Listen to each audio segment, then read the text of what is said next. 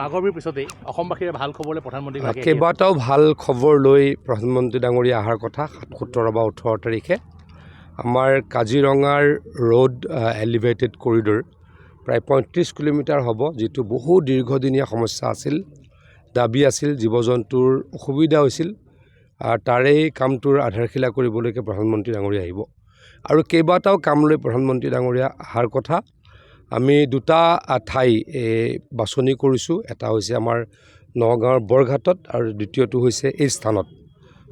আমি অলপ পাছত আমাৰ দলৰ গপদলৰ আমাৰ সকলোৰে লগত আলোচনা কৰি সিদ্ধান্ত ল'ম কোনটো জাগাত কোনটো স্থানত কৰিম।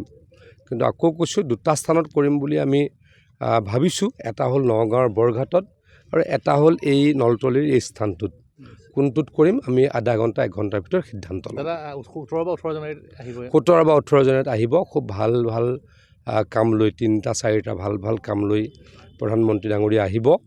গতিকে আমি খুব উলহ মালহেৰে তেখেতক আদৰণি জনাম। মধ্য অসমৰ কাৰণে ভাল হোজাই, তাৰপিছত নগাঁও, শোণিতপুৰ আটাইকেইখন জিলাৰ 2টা দলৰ লোকক আমি নিমন্ত্ৰণ কৰিছোঁ।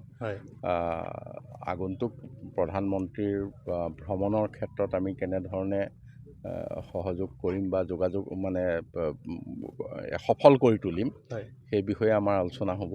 আৰু বিষয়াসকলৰ লগত এতিয়া ইতিমধ্যে জিলা আয়ুক্তকে ধৰি সকলোৰে লগত এতিয়া আলোচনা হ'ব। আলোচনা হৈ এই প্ৰধানমন্ত্ৰীৰ বিহুৰ লগে লগে যিটো ভ্ৰমণ হ'ব, বিহুৰ পিছতে সেই ভ্ৰমণটো যাতে আমি সফল কৰি তুলিব পাৰোঁ, তাৰ কাৰণে চেষ্টা কৰি আছোঁ।